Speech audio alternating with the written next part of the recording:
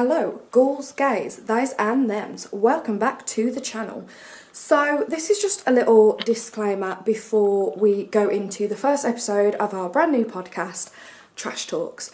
So basically, what was meant to happen was we were going to be playing Fortnite and it was going to be like gameplay so you guys could watch the game as well whilst we talk about la la la.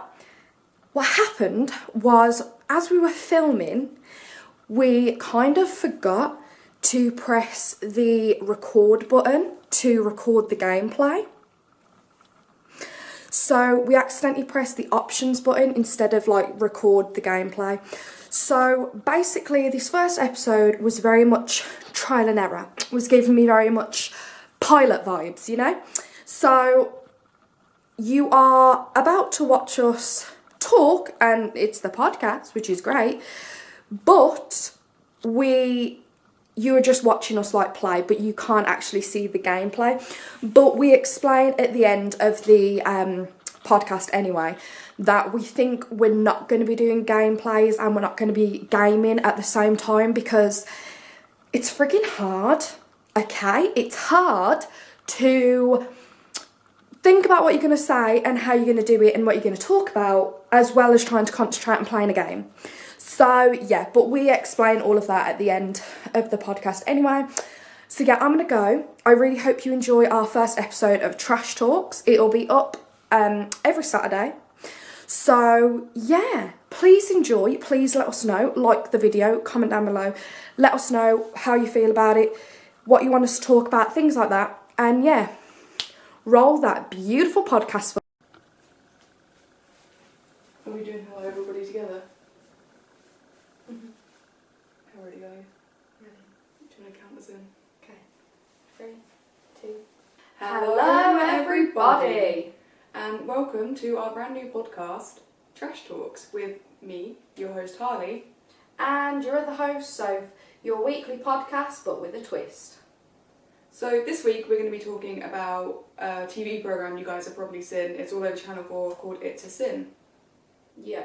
So It's a Sin, I think they're on their 4th or 5th episode tonight as we're recording this, so it's Friday. And it was created by Russell T Davies. You guys more than likely have heard of him. If any of you have seen Doctor Who with all the ones with David Tennant in, Russell T Davies created that. And also, during this podcast, we're also going to be playing Fortnite, just to keep things interesting, spice it up a little. Yep. So, yep, we're just going to start and play duos. Split screen where I can't see a damn thing.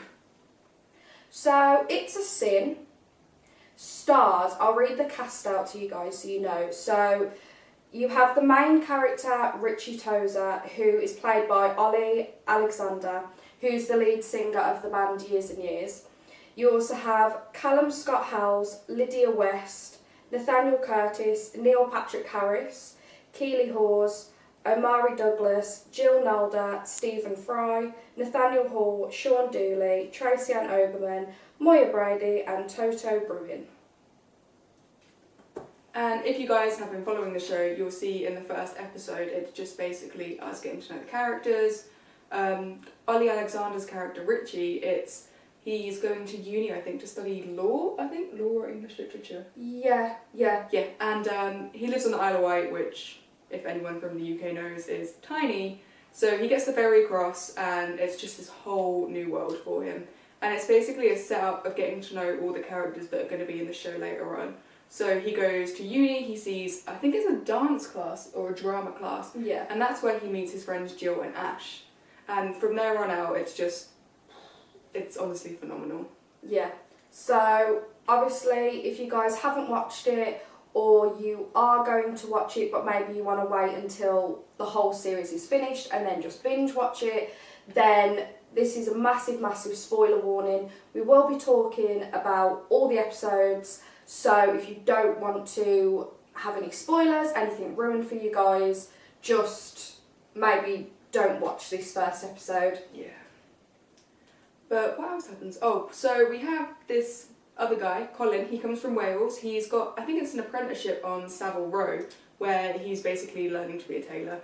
And he has his first day on the job. He meets his new boss, which turns out to be a massive creep. And on the first day, his boss is like, "Stay back, Colin, we'll have a little chat." And he's like, "You need to clean yourself, you need to do this." And he starts like, getting him to take off his clothes and stuff. It's a whole bunch of weird stuff. Yeah. And his colleague comes in, I'm sure he's called Henry, played by Neil Patrick Harris. And he must have known what he was doing, because he literally comes in to save the day. He takes Colin to the pub and he's like, "Listen, this is a whole different ball game to like rural South Wales. Like, be yourself, there's nothing to be scared of." And then right at the end of that, Colin's like got this massive grin on his face, and Henry's like, "Another pint for the bender." Oh, honestly, it's lovely. Yeah, it's honestly such an incredible show. So basically the whole story is, it's set in the 80s? Yeah. Yeah. You can tell by the music. Yeah. So it's set in the 80s, and if any of you guys know, the 80s is when the massive AIDS crisis happened. And it basically tells a story of a bunch of characters and how they deal with the AIDS crisis that's happening. And it's frustrating to watch, because obviously we know all about it now, and we know sort of what happened, how it ended, well, not even ended as such. But those characters, they're so new to it all, and in the first episode of the show, it's only alluded to as like there's this mysterious illness in America that seems to be killing all the gays. And no one really takes it seriously. No one's like, "Oh God, like we need to look out for each other." And I'm sure it's the first episode where the character Richie, he sleeps with a whole bunch of different men. He's very promiscuous, and watching it that you're like, this can't end well. Like there's just been too many partners, and like we know the timeline. We know this can't. There's too many risks being taken by even most of the characters, to be honest. But yeah. So, one of their best friends, Jill, who's part of this group, she is taking it a bit more seriously than Richie and some of the boys are, because the boys think, "Oh, it was made up by the government, it's not a real thing," all of this kind of thing. And it's just like propaganda, like another thing to hate gay people for. And Jill is trying to learn a bit more about it, because she's terrified, obviously. She doesn't want to lose all the people she loves and cares about to this disease. And in the second episode, you see the whole squad, and they're going to like the bars, the clubs, etc. And the way this whole scene was shot was absolutely incredible. Like, they did it so Richie was like at the front of the whole squad lineup, and he's talking about how, "Oh, it was made up by the government, like it's not even a real thing," and all this. But I can't even describe how it was shot. It felt like you were following him on sort of like a night out, and at every bar he had like another thing to say about what was happening. Yeah. And it was so frustrating, because I imagine that was probably the opinion of a lot of gay men at that time, or just a lot of people in general at that time. Yeah. But to know what we know now and see him doing that, and it's like, "Oh, nah, mate, you need to be careful. Like, this thing, it's a killer." Yeah. And sorry to drag it back to episode 1. One thing that absolutely cracked me up is Roscoe, one of the other main characters. He dresses quite feminine, he wears makeup, things like that, and his family are wanting to send him back to Nigeria for him to be like punished and maybe sort of, sort of fixed, I guess. And the first thing he does is he packs his stuff. His sister gives him some money, and she's like, "Right, you've got to go, we've got to go." And he's dressed all in feminine clothing. He comes downstairs and he's like, "Right, I'm off, bye." and his aunts are absolutely cracking up. His mum and dad are there like, oh, I can't believe you've done this, and his aunts are just absolutely wetting themselves. Oh, I loved it. Yeah, it was such a good scene because obviously it was such an important scene as well, and it was done in a way where, yes, it was very serious and hard hitting, but it had sort of like a comedic twist to it, so it was a little bit more heartfelt, but the seriousness was still there. But it was just so funny when he did that. It was brilliant. And then you have also, sorry, dragging it back to the episode 1, they have something called the Pink Palace, which is, they basically bought this little flat, like all the characters meet at sort of a party they get on. I think it's Roscoe, Richie, Ash and Jill living in this place. Yeah. And at that party, Colin's there. And they ask Colin if he wants to move in. And Colin's like, yeah, absolutely, brilliant.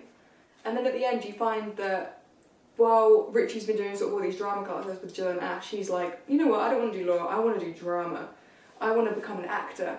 And that episode ends with them sort of, Richie being like, talking to an agent, and she's like, where do you want to be in so many years' time? And he's like, I just want to be happy. And he's just got this massive grin on his face.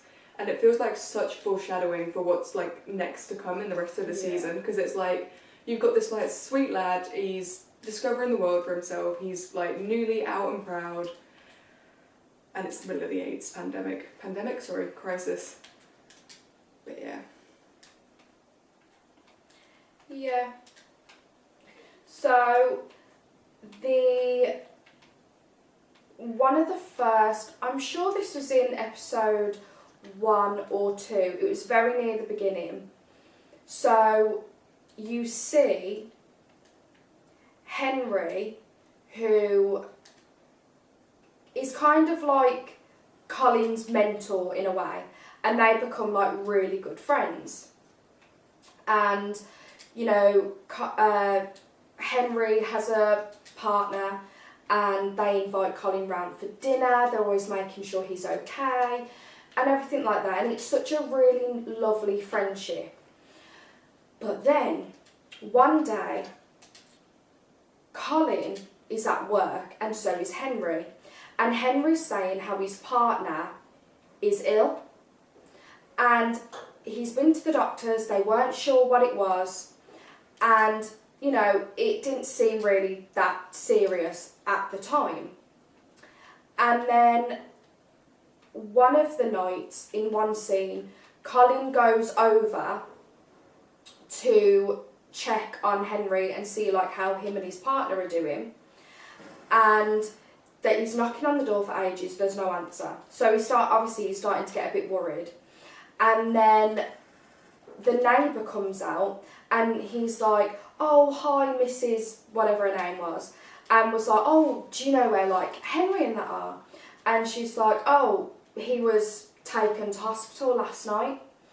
So, of course, Colin's, like, worrying at this point, and he goes to the hospital, finds out what hospital he was in, goes in, and he has to wear, like, scrubs, and he has to wear gloves and a mask, and nobody is allowed to enter the room without any of like the PPE on. No, you're not allowed to touch him, you weren't allowed to do anything. And Colin just couldn't understand why, because he was like, oh, you know, maybe he's just like a little bit ill, but I'm sure he'll be fine. Yeah. Like maybe it's like a weird stomach bug or something. And yeah, so he goes in and he sees Henry lying there. And Henry's pretty with it at this point. And he had like these, they were like these black splodges, weren't they? Are they like moles that have sort of turned, aren't they? Yeah. And basically with the people who had AIDS, they would get these like black lesions all over their body. They could have it on their face, their head, their arms, their chest, everywhere. And it was one of the big telltale signs that this person has AIDS. And Colin goes and he doesn't quite understand what's going on. But when he realises like just how ill Henry is, obviously he's like panicking and worrying and stuff. And actually, what made me kind of sad about that was Henry and his partner had been together for years. So for Henry's partner to have contracted AIDS, and then for Henry to, like, imagine finding out that your partner's cheating. They've now got this illness that can't be cured, and they've given it to you. Like, Yeah. what a horrific day that would be to find all those things out at once. Yeah. Like, if anyone, you know, watching has been cheated on, you will know how it just feels like your entire world is going to end and you just feel like you're going to die. Like, it's horrific. So then to deal with the fact that you have been cheated on and your husband has this mystery deadly disease that at the time no one knew what the hell was going on. Nobody knew what to do or anything.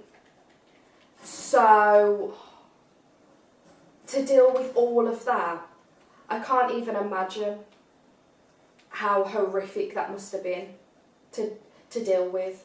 No. And doesn't Colin then go back like a couple of days later and he's just gone? Yeah. What I think was really like poignant about that was Henry didn't speak to his family anymore. Like, his boyfriend had been taken back to Portugal, like for his boyfriend's family. So he was just completely alone. Like, he was locked in this like little hospital ward alone. There was no nurses, no one talking to him. And he would have died alone, like. Yeah, because there's one scene as well. I'm sure Colin is there when this happens, and they bring him his food, and it's like this tray of food, and they just Colin is there, and they leave it outside the door, and Colin says, "Oh, are they not gonna like come in and bring you your dinner?" And he was like, "No, they never come in. They just leave it there." So you imagine you're ill as fuck, and you've got to drag yourself out of bed to walk over to the door, open it, pick up the food yourself, and walk all the way back. Because back then, when the AIDS crisis was happening, it was known as the gay disease, and only gay people could get it, nobody else. And the way the media treated AIDS, they scared the public so bad that everybody thought if you just touch a gay person, you've got AIDS. Because there wasn't enough information about it and nobody really knew what was happening, how people were getting it. So it just seemed like it was only gay people and the gay population were contracting this disease, and the only way you could pass it on was if you touched someone. And that's what people were thinking.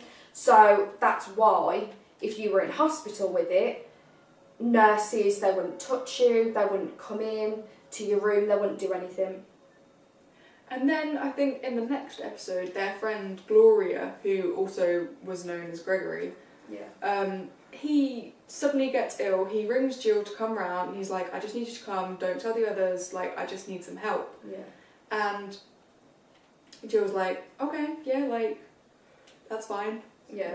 Like, she doesn't realise how bad it actually is. Like, she just thinks, oh, like, okay, if you got like a stomach bug, have you got a cold, something like that. She doesn't realise, and to be fair, neither did Gloria.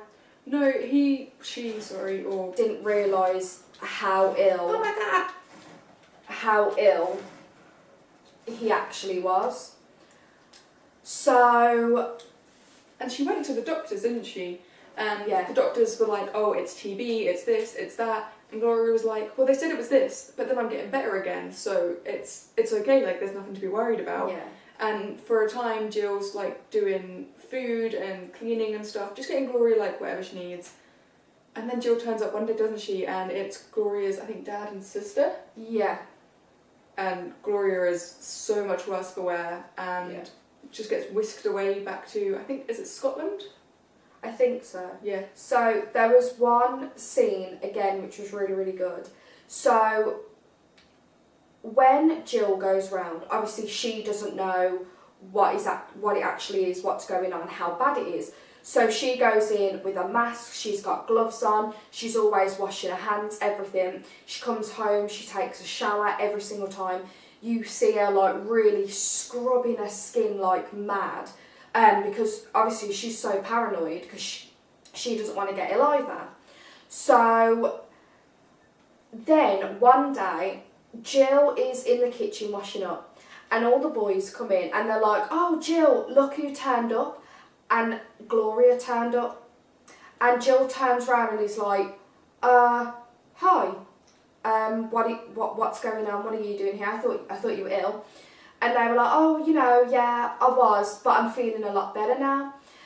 And that just sends Jill into such a paranoid state. So Gloria comes round, they all have a cuppa, fine. Gloria leaves, and Jill is so paranoid. And you see later that night, she's tossing and turning in bed, she can't sleep. And Gloria used this pink mug for her cup of tea. And she gets out of bed and she washes the mug and then puts it back. And then you see her get out again and she's scrubbing the mug like mad. And then she puts it back and she tries hiding the mug like behind other mugs so no one out in the house can use it. And then eventually she gets up and she takes the mug out and she wraps it in a tea towel, smashes it and throws it away. Something that also happened, I'm not sure if it's this episode or the next one, but Colin had been to New York with his creepy boss, and they had to make suits for some guy, and while he was there, Jill had asked him to get like a bunch of literature and just material on the AIDS crisis, because he was in the US, it had been happening a lot more in the US, maybe there was a bit more information about it.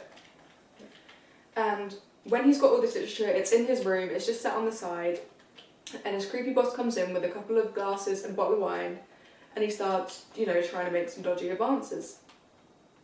And then he looks over, sees the literature, and is like, gets up, "Oh, I think it's time for bed." Yeah. And then when they're back in England, Colin is called sort of to I don't know if she's like an admin clerk or if she's like the top boss. And she's basically like, "Your apprenticeship's over, you're done, goodbye." Yeah. And Colin's just like, oh, he's devastated. He's such a sweet lad. And he's Oh just my like, god. what? Because he adored this job. Like, he was there and he worked so hard. He would get up every single morning, on time, was never late, absolutely loved it. And basically, the research that he'd found out, like the leaflets, the books, the magazines, everything, to someone who doesn't know, probably looked like... There was like shirtless men on the cover and stuff. So it probably did, to his boss, look like gay porn. But it wasn't that at all. It was just he was trying to find information for his friend Jill about the AIDS crisis. But literally, back then, if you saw anyone reading anything about the AIDS crisis or anything, straight away you just assumed, oh, they're gay. Stay away from them. Do you know what I mean? So, yeah, and then he friggin' basically gets sacked. And then what then happens is he gets another job, and he's working as like in a post office, I think, or where he like copies papers or something. Yeah. And we're like, oh, this is great. Like, he's like, oh my goodness. He loved it. Like, he really, really enjoyed that job as well. And then we're like, he gets in one day, and I think he's photocopying AIDS leaflets or something. Yeah. And his boss comes in, and he's talking to Colin, but you don't get any response, and you're like, what's happening here?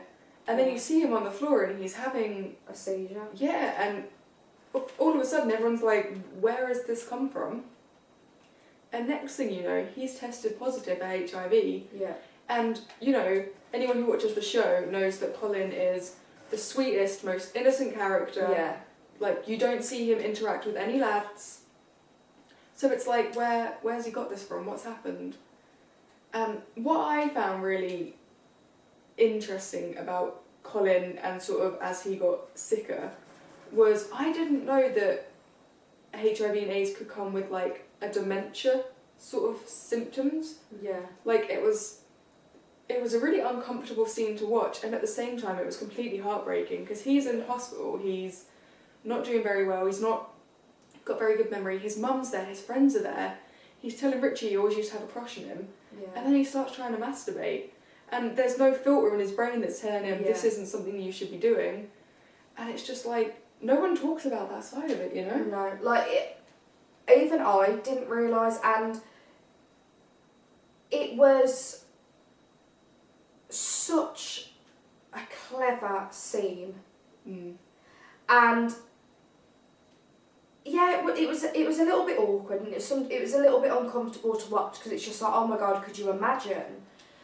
But it was such an important part to be in this whole series because nobody talks about that side of HIV that I've ever heard, and it just, the acting overall was absolutely incredible. And then obviously Colin is ill and he passes away, and to see how the whole group deal with it is, it's gut-wrenching, man. Like, they're all, it's almost like this distrust among them, like they don't know who has it, who doesn't, and Roscoe is having a rough time with it. Like, obviously Colin was his roommate, and he's there and he's like scrubbing around, he's trying to like bag up all his stuff, and he just sits on his bed and he just cries, he absolutely breaks down. And it's just, that's only sort of one death that we see from the outside looking in.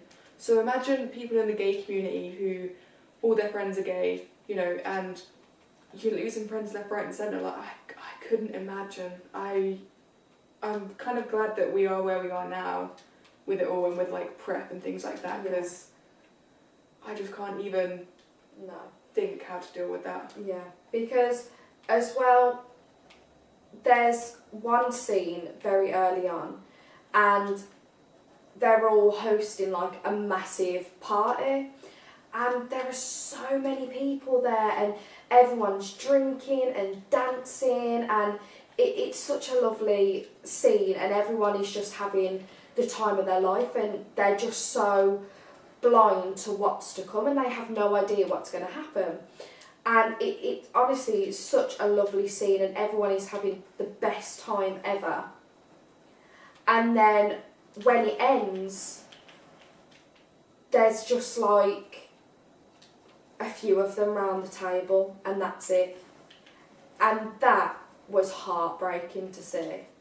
Like, we started, after Colin passed away, I think the rest of the group said they were going to get tested, didn't they?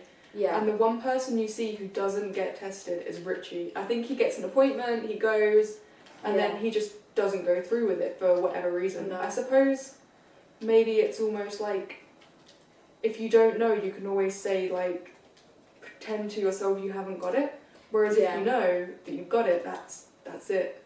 Yeah. So they all have tests, and Roscoe's comes back clear, he's fine. And Ash comes back clear, he's fine. So yeah, the only person who doesn't go through with the test is Richie. And during this time as well, Roscoe is having some sort of affair. Like, initially it starts as a one-night stand with what looks like a very fancy businessman. Yeah. And then he turns up a couple of days later. I think he was very caught out by him, wasn't he? He was like, oh, this gentleman's very nice. Yeah. Turns up on the door, Stephen Fry answers. And he's like, which wasn't the guy who he here? slept with. No, he's like, this is my house, what are you doing? Yeah. Oh god, babe, I'm getting... But then it's like, he kind of sees this as like a business opportunity, and he's kind of, I don't know, would you call it maybe like an escort? Yeah, I mean, he was definitely getting paid to fuck him. Yeah, and like, he would go to these big, lavish, fancy dinners with him, so like Stephen Fry's character wasn't showing up alone. It was weird. It was good. It was funny. And what confused me though was that there was a moment between the two characters, and Stephen Fry's characters, whose name has completely gone, was like, I'm not gay, what are you on about? And I was just like... Yeah, what? So basically, Roscoe gets invited by Stephen Fry's character, and it's like this big... kind of Maggie Thatcher's meant to be there, isn't party she? It's like a thing for her. Yeah, like kind of like maybe I don't know what you would call it, like not so much a party, but like a Tory festival thing. I don't know. And yeah, so that was meant to be for Margaret Thatcher. And Roscoe gets invited, and he goes, and it's all very. An event, there we go, there's the word, like a black tie event. So, he's there, blah, blah, blah, and he's talking to Stephen Fry's character. Okay, fine. And then, they got onto the subject, and Roscoe says something about him being gay, and he's like, what do you mean? I'm not gay, whatever gave you that idea?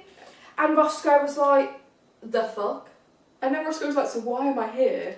Yeah. And Stephen Fry's character was like, well, you know, diversity makes us look good. Yeah. Ah, okay, token black friend, we see. Yeah. Oh, and then the most iconic scene happens. Oh, it was so funny. Oh.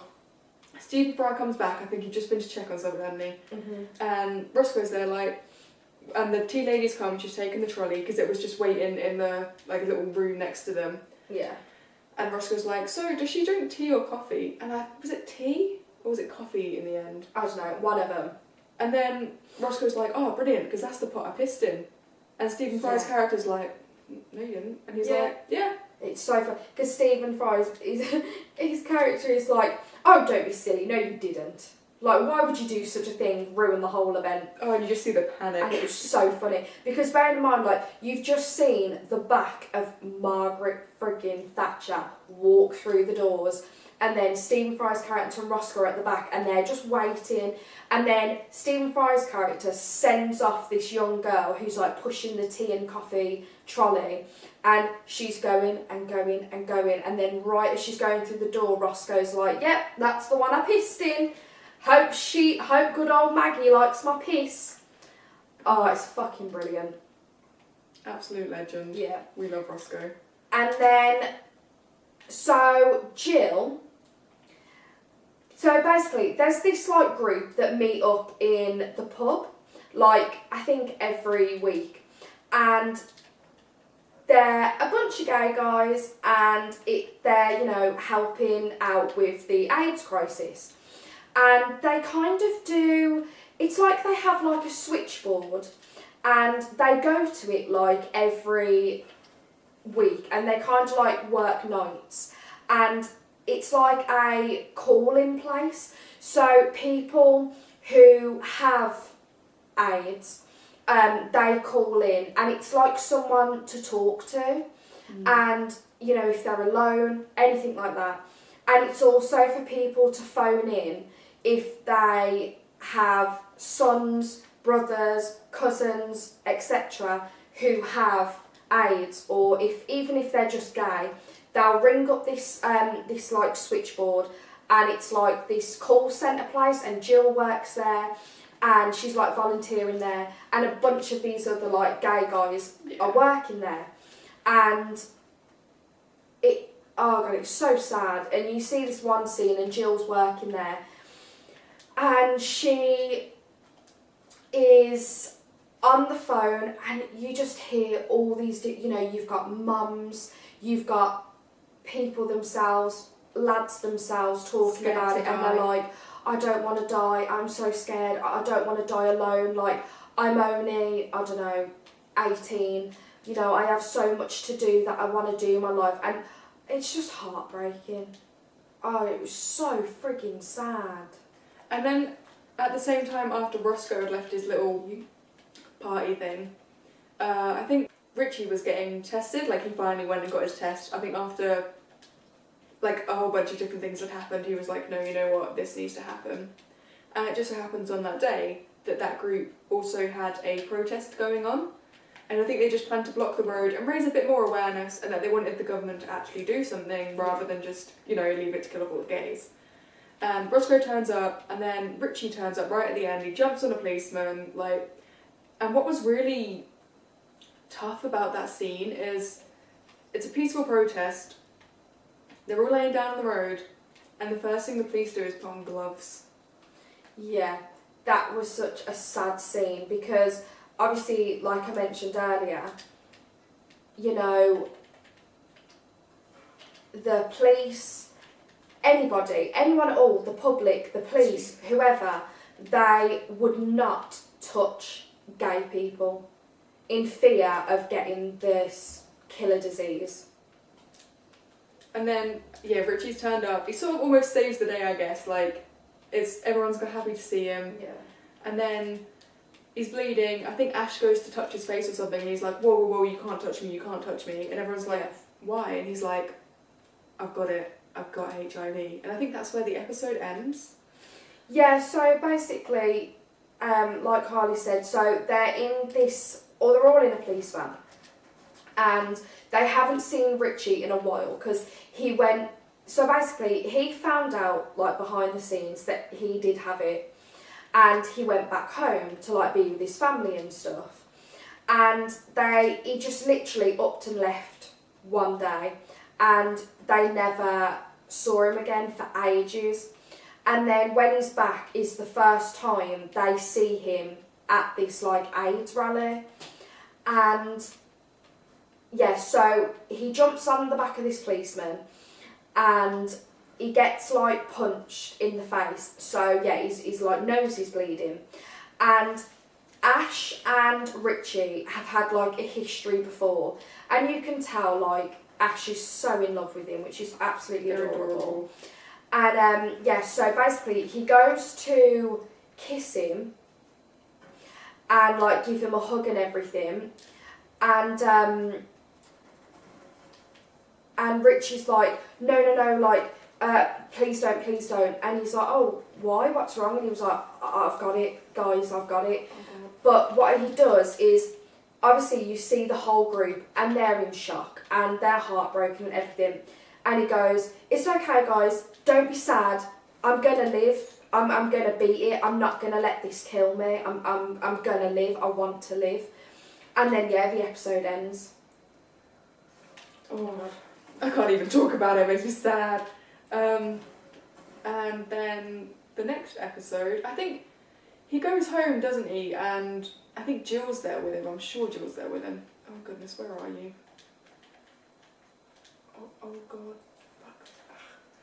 We did better. Place 9. Yeah. It's hard to concentrate. Yeah. Oh no, I'm sure something happens, doesn't it? And he ends up in hospital. I think Jill and that are trying to look after him their best, aren't they? Yeah. So basically, Richie gets a boyfriend. And he's never really done the whole boyfriend thing before. It's very much one night stand, blah blah blah. Fine. And he finally gets a boyfriend. And basically, Richie is an aspiring actor, and so is his boyfriend. And what happened, it was so cute.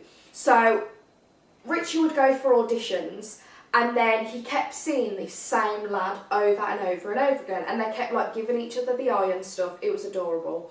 And so eventually, they ended up Yep. And they just seen each other, and they were basically boyfriend and boyfriend. And then this one day, Richie's with him, and they're both shirtless, and they've got boxers on, and his boyfriend wants to. They're lying in bed together, and they're talking about something, and his boyfriend's like, "Oh, I've got it here. I can show you. It's like a book." And he leans over, and he picks up this book, and he's reading it, and he's kind of leant over like this, and Richie's behind him. Richie is listening, he's smiling, he's in love, and then he just happens to look down, and his boyfriend has got one of them dark lesions right on the bottom of his back, and that's when Richie knows then. And I'm sure that's so before sad. he tests for it, doesn't he? I think so.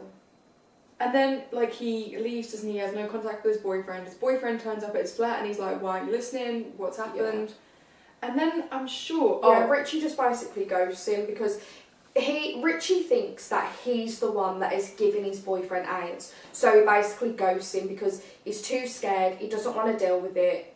You know, I get it. I get it. And then after a while, he doesn't hear from his boyfriend anymore. It's so quiet. Yeah. And during this time, he's got an acting job, and it was very sneaky. He's there, he's like some little space dude on a fight. Guess who busts through the door? Exterminate. We see what you did there, Russell. We see.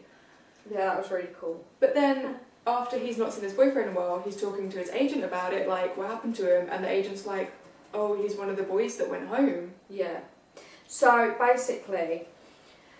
At first, when she said that, it didn't click at first, but basically it was her way of saying, so all the lads that had died from AIDS, she would say, instead of saying, oh, they passed away, oh, they died, she would say, oh, they went home. And in this scene, that's when Richie finds out, shit, his boyfriend's dead. And, well, ex-boyfriend, I guess, is dead. He didn't even know. And then his agent says to him, Richie, please be careful. I don't want you to go home. Like, just promise me, Richie, promise me you won't go home. Just promise me. And that, oh God, that scene. Oh, jeez, I was tearing up. Oh my God, it was so fucking sad. And I just thought it was so clever, like it was such a clever way of doing it, because, you know, she could have said, oh, he died, oh, he passed away, blah, blah, blah. But it's the way they just added that in. Beautiful. It was so good. And I can't think what happens, but Richie starts to get ill, doesn't he? Like, he ends up in the hospital for some reason, I can't think what. And then he starts to have chemotherapy because he's now got cancer, because obviously his immune system is shot to pieces. Yeah. And his parents turn up, don't they? Because he didn't go home for Christmas or something. Yeah. So, while he was ill, you know, Roscoe, Ash and Jill, he was like staying at home at the Pink Palace, and they were doing their best to look after him, and he was on a cocktail of frigging drugs. So many with vitamins. Pain and everything.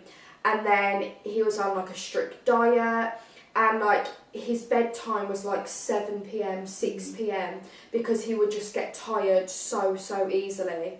And then one night he falls out of bed. Hi everyone, this is me editing.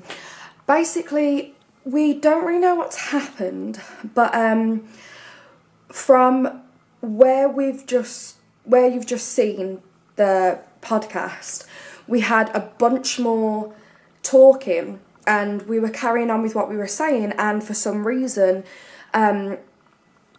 the audio isn't there. We don't know, what is this even focusing? Oh my God, I'm so sorry. Yeah, we don't know why, but the audio has completely pissed out. Nothing's muted, we've tried everything. So yeah, this is why I'm just popping in, looking an absolute state at like half four in the friggin' morning.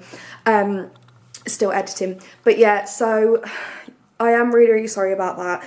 Like I said before, you know, this is our first episode. It's our first ever time ever doing anything like this. So it's very much trial and error. So yeah, I am really sorry about that. But the whole ending of what we were talking about, of It's a Sin, the audio is just, it's not there, it's not working for some reason. So I'll just let you know here what it was. So basically, the part we got to was Richie falls out of bed, and he falls out of bed and Jill comes rushing to him, and then he's like, no, we're fine. Like, I'm fine. And then she's like, no, it's okay, don't worry. And then she puts him back into bed, and then like the next day or something, his conditions got a lot worse. So they then ring an ambulance, and yeah, he gets put into hospital. And then his parents come down from the Isle of Wight, I think. I don't know. But yeah, his parents come down because he never came home for Christmas or something. So they came down, and then he told them that he was gay. He said, he has AIDS. He just kept apologising all the time. The parents did not take it well at all, not at all well. And then his mum was just in complete denial. Keely Hawes is an absolute powerhouse, incredible actress. I love her. And so then they discharged him from the hospital. They took him back to the Isle of Man, Isle of Wight. It's 4:30 in the morning, guys. I am really sorry about this. And then he gets gradually worse and worse and worse. And then Jill and Roscoe get a train down, the ferry over, and they come and stay in a B&B, and Jill is ringing Richie's mum, and he's just look, we're here if you need anything, if you need help with anything, we're here, we just want to see him. His mum's very much no bitch, no. And then eventually she agrees to meet Jill on the pier, and they go and they're talking it all out and everything. And then all of a sudden his mum looks out at the sea and she goes, well, Richie died last night. Just like that, just so matter of fact. And she was like, so you can't really see him now anyway. And she never told Jill and Roscoe or anyone. So then, right at the end, the last episode, the finale, Jill gives this amazing, incredible, beautifully written monologue at the end.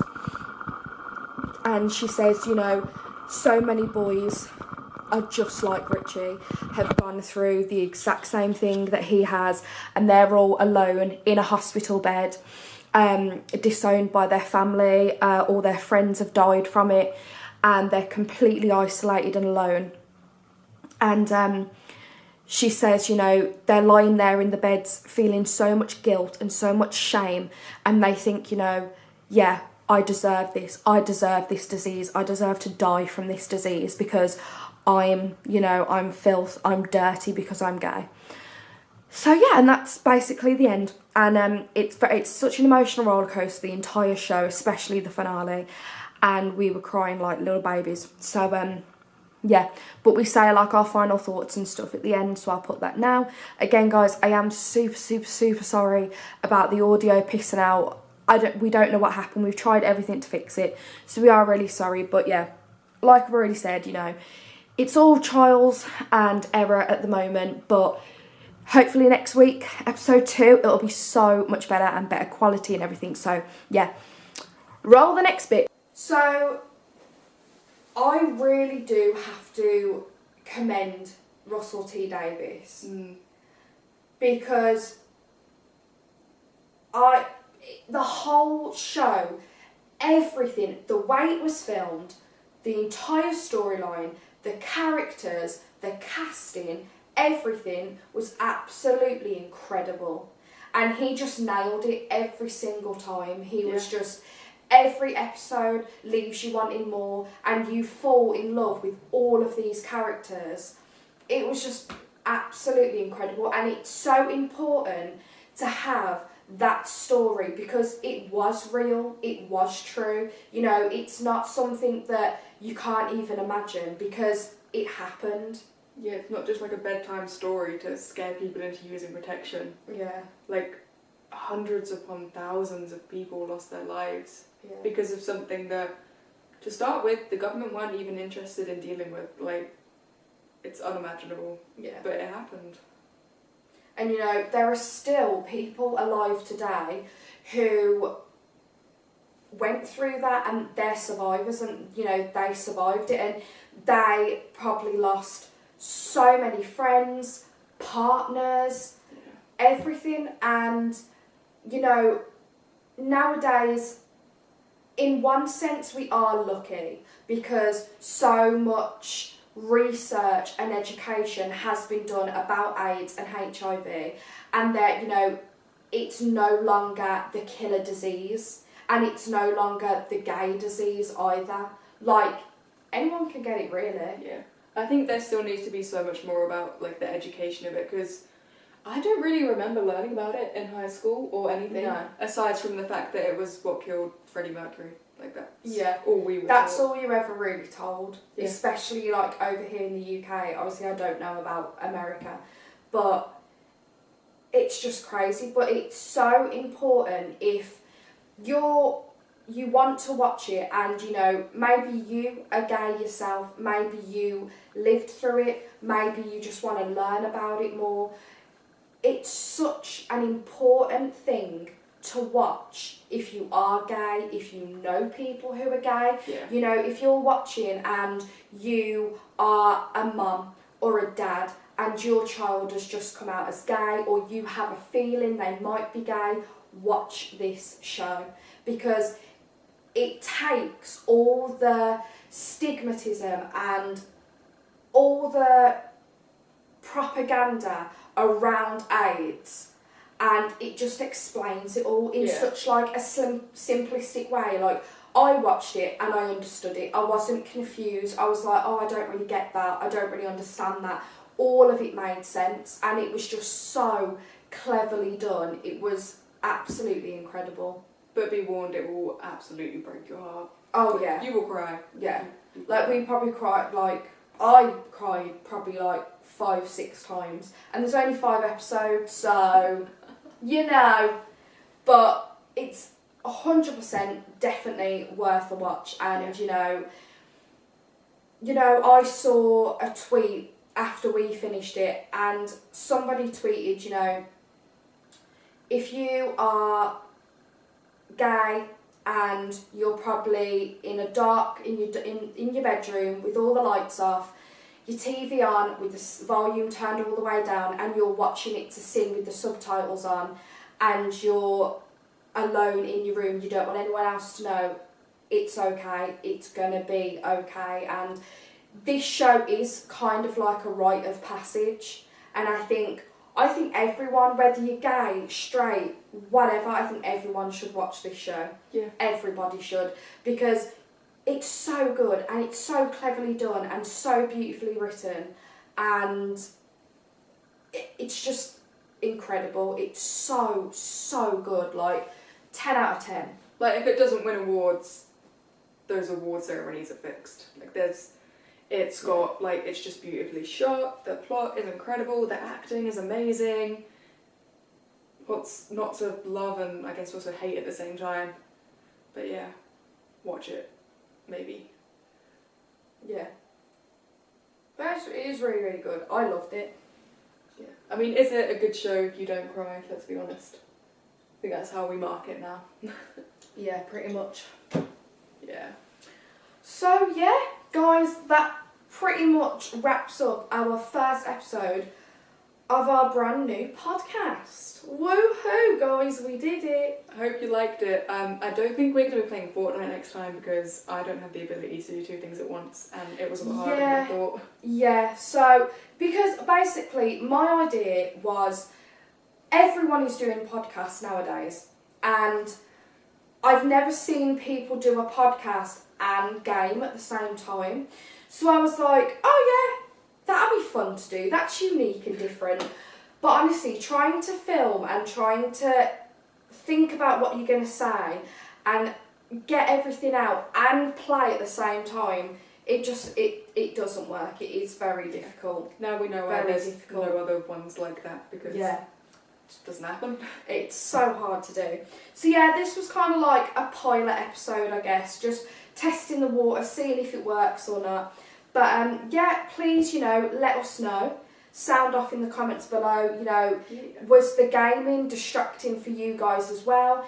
Is there anything in the future that you'd like us to talk about? Because this podcast, we're going to be talking about a range of things, TV shows, films, YouTube drama, TikTok drama, celebrity drama. Drag race drama. Yeah.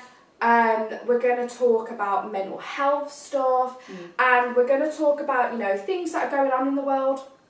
And you know, important topics as well. It, you know, apart from all the fun stuff like spilling the tea and everything, yeah, there's that. But it is also going to be, do I say educational? It's more like our thoughts and opinions on certain things. And, you know, some weeks it may get a bit, you know, emotional. Other weeks it might be really, really funny. I don't know. But we're just going to just test the water, see how we are. But yeah, if you guys, you know, did enjoy this and you're excited for part 2, let us know. We're hoping to get these podcasts up every Saturday. Yeah. So, you know, if you guys are off and you're bored and you want something to do, something to watch, hang out with us. And yeah, please do like this video if you liked it. Sound off down below, tell us what you liked, what you didn't like, what you thought worked, what didn't work. Let us know what you want us to talk about in the future.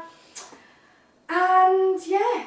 I think to start with, we're going to put the podcast up on both of our channels, which is Xoxo the Ghoul. Yeah, so mine's Xoxo the Ghoul. If you guys have come from there, you'll know. And mine is Harley Gaming Productions. There's like 2 whole videos on there with maybe 10 views. I'm working on it. And obviously if things pick up, maybe we'll do like a separate channel for this. Yeah, we think at the moment with the subscribers we have and the audience we have, it's just easier to just pop them both onto both the channels. But, you know, if this does well, hopefully it will, then we might just, transfer it over and just have like a whole different YouTube channel for trash talks. Yes. But yeah, this was really fun. Yeah. I'm glad we did this. I was super, super excited and I really, really enjoyed it. So, yeah, we will see you guys again very, very soon. Yes, we will. Love you all. Yes. Stay safe out there, guys. Wear a mask, for God's sake. Yeah. Over your nose as well. Yeah. And this has been Trash Talks. See you next week, guys. Bye. Bye.